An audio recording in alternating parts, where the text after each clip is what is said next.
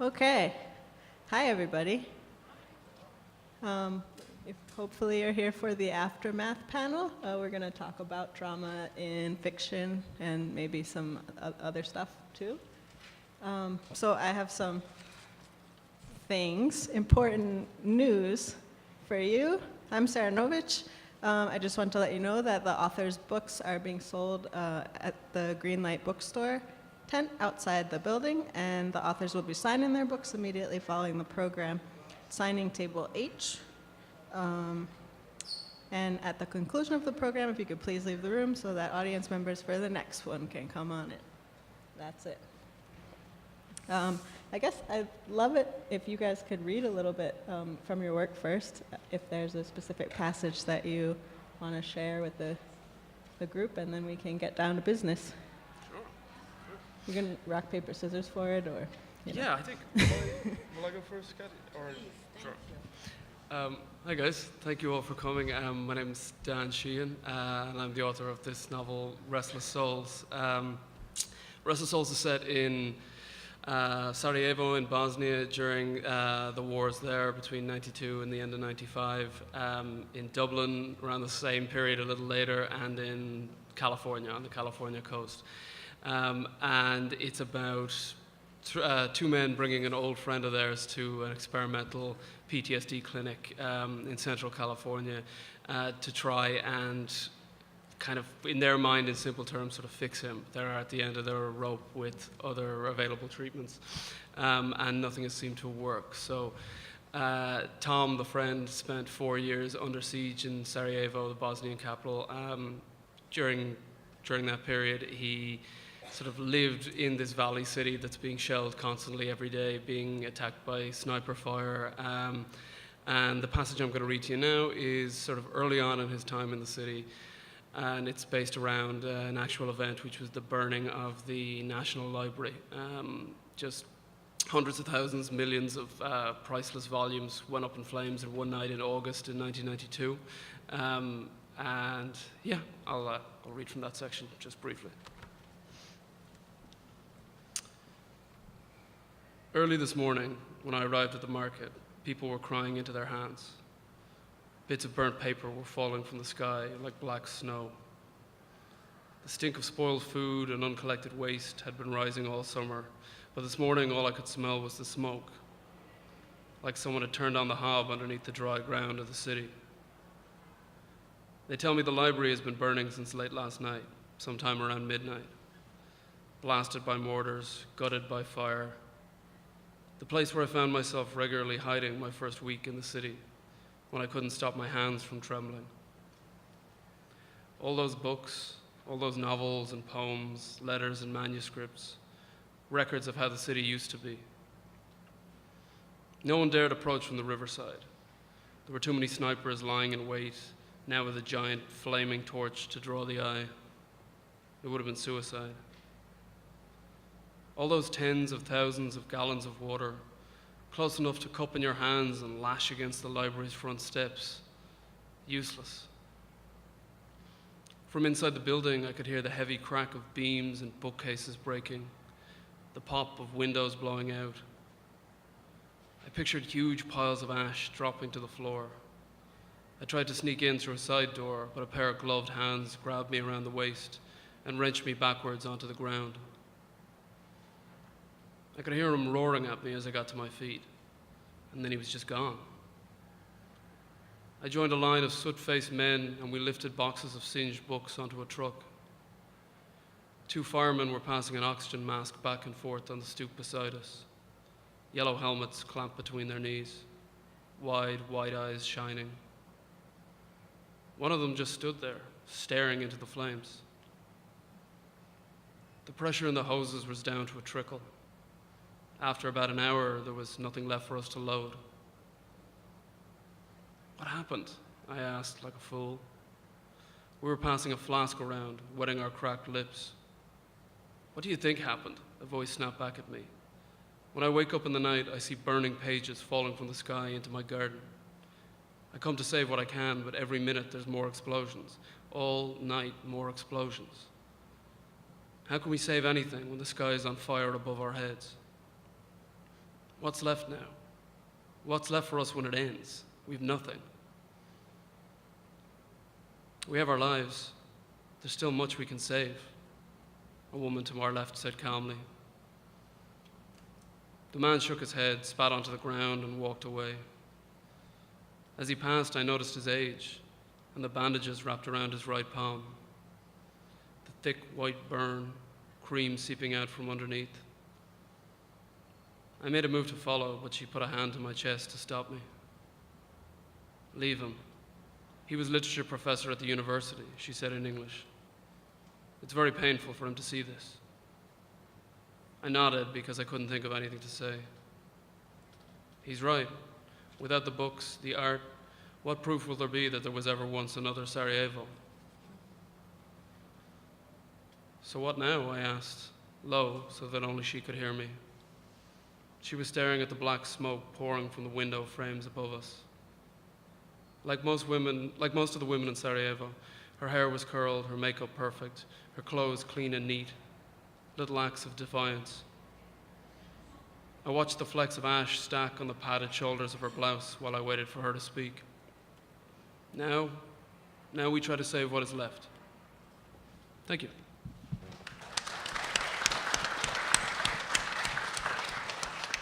Thanks, Dan. Katia, do you want to tell everyone a little bit about your book and then? Sure. Good afternoon, everybody. Thank you so much for being here, and I'm very happy to be here. My book is called Mouths Don't Speak, and it's really about the aftermath of the earthquake that just ravaged Haiti in 2010. The woman protagonist, Jacqueline, is married to a veteran, and whose name is Kevin. And so it's a struggle, as we know, for the spouses of people who have gone to war. It's just as bad for them, although these veterans are not able to express what they are going through. So I will read for you a little bit of Mouth Don't Speak, which is funny because I talk all the time. But it's not about me, right? So, they have a daughter called Amber, and Jacqueline is Haitian, but unlike most Haitians who are very nationalistic, or I should say unlike myself, she has no desire to go back, and Kevin is one of the people who were there to help Aristide get out of the country. And what Kevin says is that Haiti's not at war, but it smells and feels as if it is at war. So he has no desire of going back either. She wants to go back to see whether or not her parents are alive, but he says, forget it, I'm not interested. So Kevin fluffed the pillow and covered his daughter with the sheet and comforted her that made her look like she was a mermaid underwater. He never trusted his voice to sing the pretty melody that always put Amber to sleep, so he pressed the play button on the CD player next to her bed. Softly, the voice began. Down to the sea we go, down to a world I know. There's never been, not ever before, a child born of sea and shore. It wasn't long before Amber began to snore sweetly and Kevin tiptoed out of the room. Kevin went into the bathroom, took off his clothes and stepped into the shower. He sighed deeply as the water cascaded on his face, running down his chin and chest. It had been a long day, though he'd known worse. He recalled days in Fallujah when taking a shower like this was a dream he denied himself. Back then, each shower was like washing his hands and drying them in dirt. He turned off the faucet when he was done. He dried himself, wrapped a towel around his waist, and went into the bedroom. He took a pair of boxer shorts from a chest of drawers, slipped them on, stretched out on the bed, and fell asleep promptly and deeply, as if in a coma.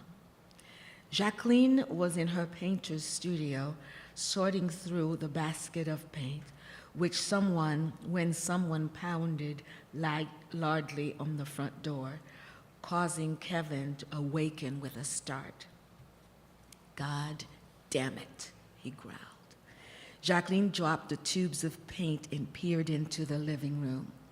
She knew precisely who was behind the door. How many nights had the person knocked and roused Kevin's anger? "Go to Ember's room and don't come out until I tell you," he always told her in the past. She knew this time he would see to it that the stalker never disturbed them again. Kevin slipped his hand under the side of the bed and grabbed his gun. He peered out of the window, hoping to get a look at the man's car. But the heaps of snow 8 stories below and low fog in the air made it impossible to see anything. Smoke billowed from an abandoned row house in the distance. He imagined people screaming and jumping from windows. He thought he heard an explosion, but it was only the pounding on the door. Kevin threw open the front door and aimed the gun. The man ran quickly down the stairs. There was a woman at the other end of the corridor with a child in her arms. She appeared to be crying. Kevin motioned for her to get back into her apartment as he rushed downstairs, but the man was already gone. "Where's Amber?" Kevin asked when he flew back into the apartment, naked, except for his boxer shorts. "In her bed," Jacqueline said, sleeping soundly. She took the gun from her husband's hand and led him back to the bedroom. She hid the weapon under a heap of blankets in the linen closet's uppermost shelf while Kevin went into the bedroom. The bathroom. He opened the medicine cabinet and removed the prescription bottle that read Michael Baker on the label. The pharmacy's address was somewhere in Canada. He shook a couple of pills in his mouth, cupped his hand under the running water, and drank. Then he climbed back into bed, folded his arms on his chest, and waited for sleep to carry him to a different place. "Those pills work like a dream," Michael had once told Kevin. "The more you take, the better you sleep. It's like being in a coma, except you get to wake up in the morning." "What if I don't wake up?" Kevin had asked jokingly. "Well, then all of your troubles will be over." "I'm a lot of things, but I'm not suicidal," Kevin had countered. "Nobody said anything about suicide, man. You always take things to another level. I mean, doctors prescribe this medication every day for anxiety and serious insomnia. You think they do that to people so that they can die? You could kill yourself with half the stuff under the kitchen counter, the kitchen sink, if that's what you want to do. Nobody's trying to die. Personally, I'm done with staying awake 24/7. And like I've got a sniper waiting to take me down." "I hear what you're saying," Kevin had allowed. "But unlike you, my friend, I have a wife, a child, and a full-time job. Sleeping, dying is not a luxury I can afford. Not like you." Thank you.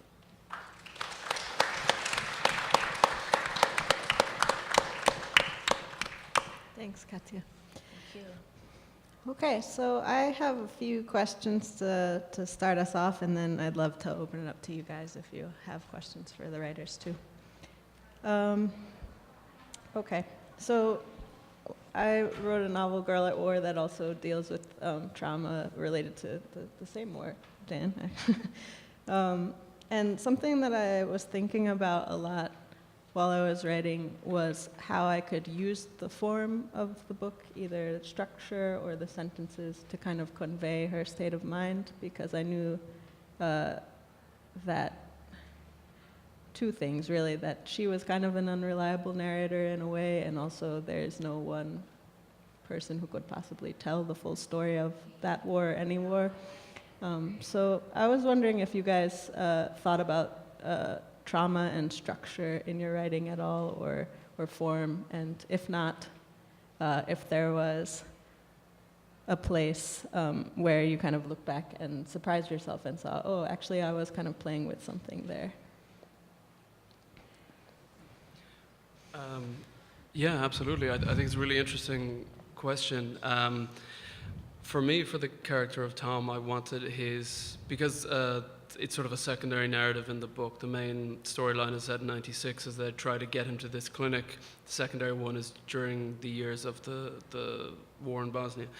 And I wanted him to arrive with, you know, in a well-meaning sort of way. He wants to go to the city, he wants to help and report on what's happened, but there's an awful lot of naivety there and sort of a kind of a desire to be part of almost an action movie. You know, this aspect of why he's going, this motivation that he doesn't admit to himself.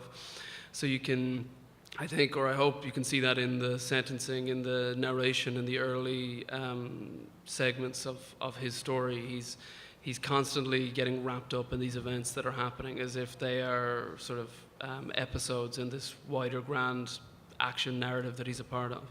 And as he gets more enmeshed in the city and he develops relationships and friendships and sees this for the kind of long, plodding, awful experience that it is, his narration becomes more disjointed, more violent, more halting and extreme, because sort of the day-to-day mental wear and tear of losing people, of being under the specter of death that these people whose city it is have had to experience before and on a deeper level than he has, are going through. It shakes him, it shakes his ability to think and to remember and to identify people. And I wanted that narration to break down and down and down all the way toward the very end when he sort of snaps, for want of a better term. Great, thanks. You know, I know that there is no way to understand the trauma that someone who had been to war, who has done all of these horrible things, cannot escape it. But I started with a poem by Thomas Hardy, or at least a couple of lines in it, where basically it says that, you know, if we had met at a bar, we could buy each other drinks, get to know each other, talk about our wives, talk about our jobs in our lives. And he says, but since we're meeting in the theater of war, we just have to kill each other. That's what we're here to do. And those lines have always stayed with me. And also thinking about so young or veterans of today. You have somebody, for example, who might have wanted to be a carpenter and went to war. Now, during previous wars, let's say Vietnam and so forth, when someone was severely injured, there was really not a great chance that they would survive. But now, with the technology that's available, they can just about piece someone back together and return that person to an everyday life. But let's say, for example, that someone wanted to be a carpenter. That's all he wanted to be, was a carpenter. And goes to war and, for example, loses his ability to do that work, whether his hands, something happens and he can no longer do that. In a sense, that person's life is taken away even if he comes back. And once I remember at a mall seeing a very young woman, I'd say somewhere in early 20s, and the man whose chair she was pushing, wheelchair, was just about the same age. And I imagined that they had promised each other to marry each other, to get married and have a beautiful life together. And now here is this woman having to push her husband. And I wonder what their lives would be like for all the years that they would stay together. And that's just the sort of thing that went through my mind as I wrote about Kevin, or as I wrote Kevin into the story. Great. This is a kind of a related, I think. Let me see. Yeah, I mean, maybe you can both speak to this a little bit more. What are some of your concerns as a writer or a person when you're addressing a traumatic experience that's not your own, or that's really far from your own, maybe in some cases? Like, what kind of research did you do? What were some things that you were thinking about in terms of what to avoid or what you wanted to get across to your reader? Yeah, I think, you know, for anytime you're trying to tell somebody else's story, especially, you know, a story of war, trauma, or loss, I think at a base level you want to come at it with a lot of research and a lot of empathy. And if either of those are missing, then you shouldn't even begin it, really. I think I probably spent more time researching the minutiae, the day-to-day actions, the turns of the streets of Sarajevo, which is a place I've been to, but you know, I could have been there 1,000 times and I still would have doubted the ability to capture it the way a local or a native would. And I spent a lot of time researching these historical incidents and building up a lot of scaffolding in the book. I think the first draft was pages upon pages longer, because there'd be almost a break in the narrative where I could explain how great all my research was and how accurate it was. And you're after a point, you're thinking, like, this doesn't serve the story, but it also doesn't do what you're trying to do, which is to take, to implant within a real historical event, a tragic historical event, fictional tale that stirs empathy in people, that makes them engage not just in the narrative that you've created, but in the setting around it, and makes them interested in what happened and why they should care, and why it might be worth going home and Wikipediaing it, or reading an article about it, or visiting a place. And I think trying to achieve that balance between a story that feels true to what you want to do in the fiction, and a telling or a retelling or a reinterpretation of real events that's respectful and accurate and useful insofar as it doesn't end up kind of taking away from, it doesn't end up presenting a false version of a people, or a simplistic or a one-dimensional version of a people. I think what took me a little while, or I think takes a lot of people who are embedded in these conflict zones a while to figure out, is that these people, just by virtue of the fact that they are now victims or survivors of a conflict, do not automatically become flattened. Like everyone in Sarajevo for those 4 years, they were dodging bullets, and they did lose loved ones, and they did suffer, you know, shell shock and traumas that will last forever. But they also went on with their daily routines. They went to work, and they went to nightclubs, and they read, and they did all of these things. And I think there's a tendency sometimes in trying to encapsulate the story of a conflict or a war or a loss in making real life people or individuals just ciphers for that. And I really wanted to not do that. Yeah. Great. Go ahead. I had never before considered the audience when writing. This time, I found myself doing exactly that. And part of my reasoning has to do with the fact that I taught students who come from South America, Central America, who have experienced all sorts of trauma. And these are 17, 16 years old. And there has to be a concern with reopening old wounds. So we have to be careful in how the material is presented, while attempting to make it as real and relatable as possible.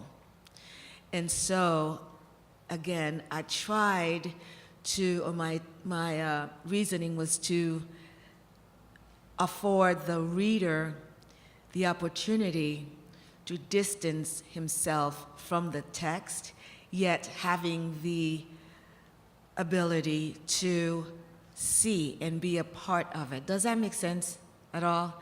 So it's almost as if the person is very far away looking in, seeing these decapitated palm trees, but not holding the gun yourselves and not certainly experiencing that visceral fear that comes with being in a situation like that. Again, I had never considered the audience as much as I did with Mouth Don't Speak, particularly because of my students. I have to tell you that there was a girl who is in the life skills program. You know what the life skills program is, where they're not really, they're just teaching them basic life skills, how to get along and how to live, and we know that there's not a whole lot that they'll be able to do. And she chose the cover of the book, and I was really excited about that. But then I know there are moments when she sits there and other students, they sit there or put their heads down and tears just stream out of their eyes because they're remembering something that happened. They too suffer from post-traumatic stress disorder. And we have to be careful in telling those stories so that we don't traumatize people yet again. And so that was my goal with writing Kevin into the story. Great, and kind of going off on that for both of you, how do you think about ending a novel where trauma is kind of at the center and we kind of know that trauma by nature doesn't end or go away necessarily, kind of keeps coming back? So what do you do to kind of get out of that from a writerly standpoint? Yeah, I think it's tricky because for me, I think the book originally had 3 different endings. Well, 2 that I wrote and 1 that I considered writing. And sort of the nature of the experimental therapy in the book is supposed to be somewhat of a magic bullet, silver bullet, which is the bullet that, whichever one of the bullet that's like a panacea for those. It's supposed to be that. And there's this question toward the end of, I mean, how much can you lose of your memories before you sort of lose the things that were precious to you as well? So the treatment is about dampening the emotional responses to traumatic memories. And the protagonist, or Tom, the character, is afraid that he'll lose the sort of like the precious, quieter moments with the people that he became close to in the city when he loses the emotional response to the trauma. And this is the thing that he's trying to battle with and figure out, is it worth it? Is it worth living a life that doesn't include memories of those things that were so formative emotionally for him? So I thought about, there was an ending that was, you know, a very happy one. It felt a little bit pat, but it also felt possible. But ultimately, I think that wasn't the right one.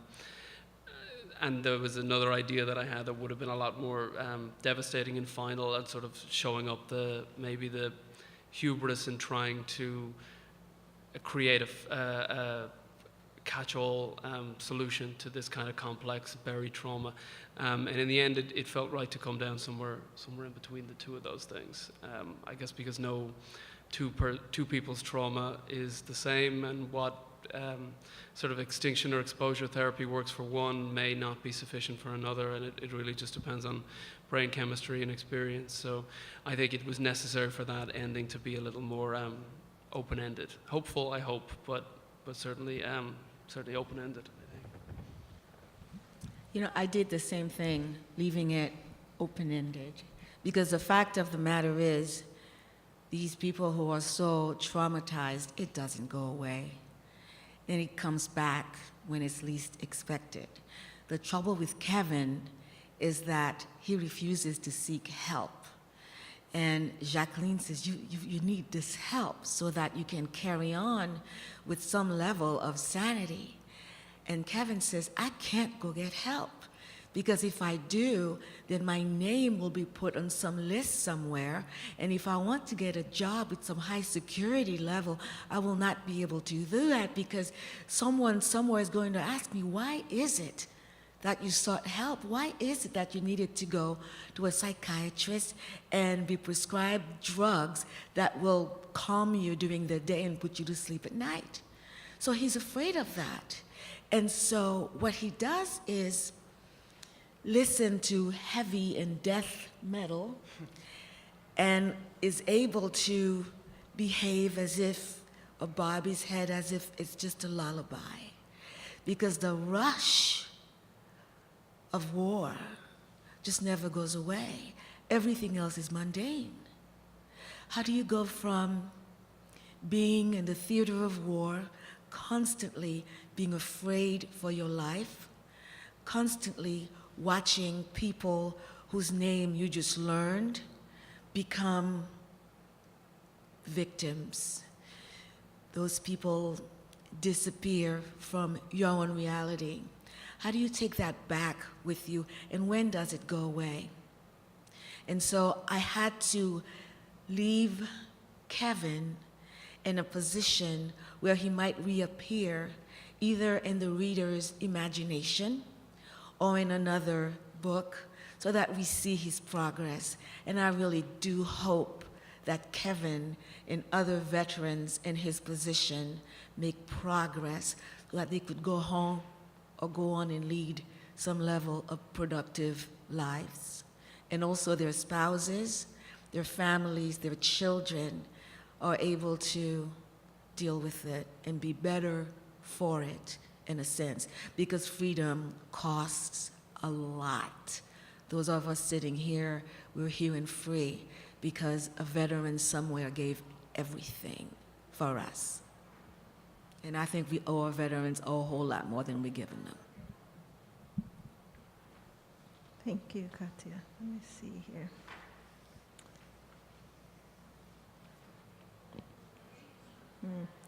Well, this is a good seg. I think, what do you guys think about as writers today, writing trauma or otherwise in this kind of current cultural or political landscape? What do we have to do? What are our responsibilities? I feel like the news, it can be overwhelming. We see tons of terrible things happening, every 10 minutes. So what do we do with that as fiction writers? I think this is something that people have probably been asking all over this festival in one way or another, but I'd love to hear what you guys think. Well, I mean, it's something that I always believed, but certainly more so in recent years, that fiction and long-form narrative, non-fiction, investigative journalism, when it's done well, can create these little sort of bubbles, like oxygen bubbles of empathy that you can have to sort of break away from the noise of this deluge of information that's coming in on social media and in the 24-hour news cycle. I think one of the terrible trade-offs of being able to see instantly what is happening, what natural disasters or what wars or conflicts are happening in another part of the world, is that we've become numb to those effects. I remember watching news broadcasts of the conflict in the former Yugoslavia when I was a child, and even then, with so little understanding of it, being so affected by it. And you can almost track as the years go on, and as you try and suck in more and more of this news, just to, be informed or tell yourself you're informed, you can feel yourself becoming numb to what's happening, to the point where, on a level, I end up having more empathy and sorrow for a siege like Sarajevo, which happened years ago, than I do for a siege like Aleppo, which was happening while I was writing the book. And you feel tremendous sorrow for what's happening, but it doesn't provoke the same kind of reaction. And I think it's because of that. It's because you're online, you're opening up 10 different tabs to try and read 10 different opinion pieces, and in the end, you just don't take in the information in an active way, and often, I think, in an empathetic way. And I think that's where fiction can be a wonderful respite, is because for a little while you do sort of become a hermit within these stories, and you can find a way to access the humanity in places and cultures that you ordinarily would dismiss or just wouldn't engage with through a book, which kind of, in reading it, you can't be on your phone, you can't be on your Twitter feed, you just, that's not how people read. I don't think it's ever going to be how people read novels and read fiction. So I think it'll always have that use, really, when done well, I guess. What would we do without books? What would we do without fiction? Although now it seems like art is, or life is imitating art. Is that what I'm supposed to say, or the other way around? There's just so much going on, and as you say, Dan, the information is so readily available to us. For example, if there is a volcanic eruption in either Brazil, I don't remember where that happened, and we know about it instantaneously. We are bombarded with information from all over the world, of course, except North Korea. And all of this information tends to affect us in a great way. But as writers, we have to distance ourselves to some level, lest our work become so real that it mirrors too much of reality. As fiction writers, or for me, I attempt to tell the truth, but in a way that is palatable, in a way that adds a certain level of beauty, a certain level that even the pain can be taken without someone actually feeling hurt. I try very much to do two things, and for me it's been sort of difficult, is to allow the reader to be a part of the story, yet take the reader out to a distance great enough to allow him or her to just be an observer. Does that make sense? And I think, again, that has to do, particularly with the story, is not to open old wounds for people who have been traumatized, for people who are suffering from PTSD. I mean, when you think about the earthquake that ravaged my country in 2010, I remember going home, and this is about the time that people were able to go back into their homes. For a long time, they just slept outside because of aftershocks and so on. And being in a house, I remember having my suitcase and just sort of rolling it through the house. And I remember people just running out of the house because I suppose they thought that what they call gudu-gudu, which this is what they named the earthquake because that's the exact sounds that it made, gudu-gudu-gudu. And so to express that to possibly a reader who has lived through gudu-gudu, I have to be able to allow the reader to distance himself to some level so that this thing that happened to him is not happening again and again and again. But the story, you can read the story and find some level of beauty in it. Thank you. Yeah. Does that make sense? Absolutely, yeah, it's fascinating. It really is. It's really interesting to see different people's approaches. Okay, we have a few minutes left. I can talk some more, but I'd rather open it up for questions. Yeah, go ahead.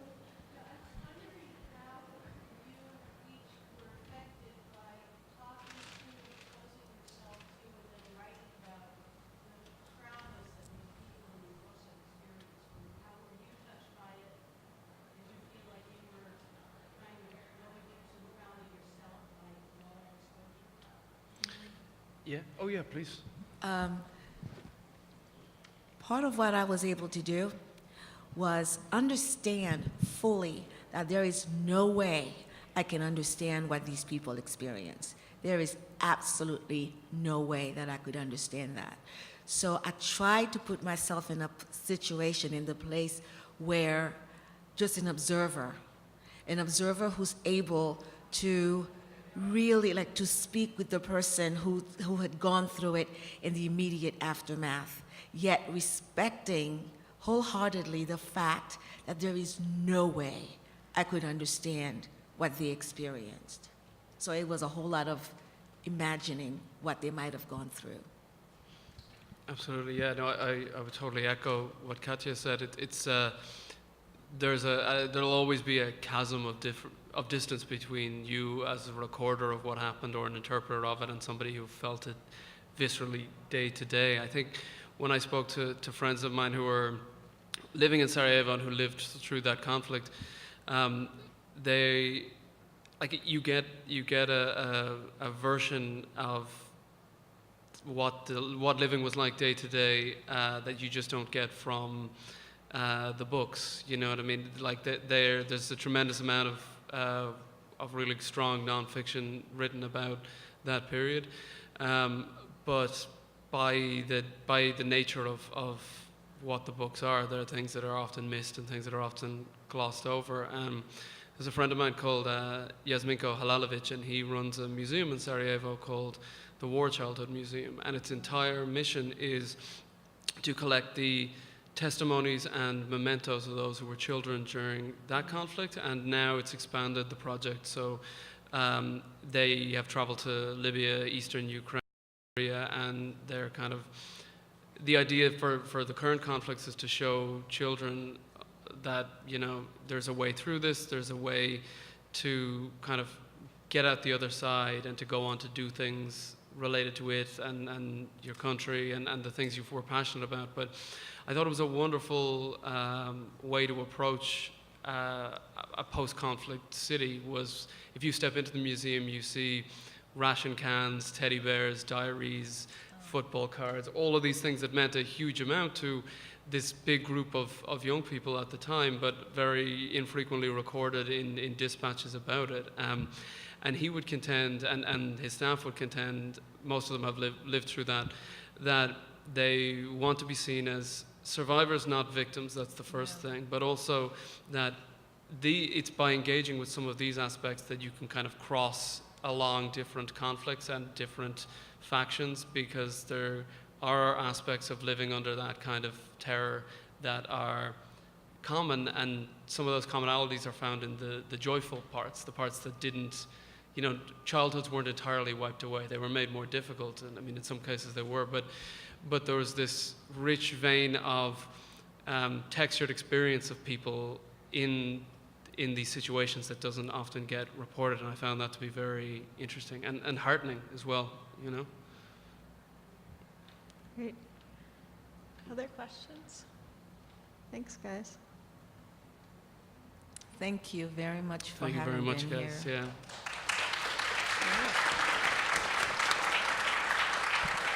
Okay, so before you bolt on out of here, just one more reminder.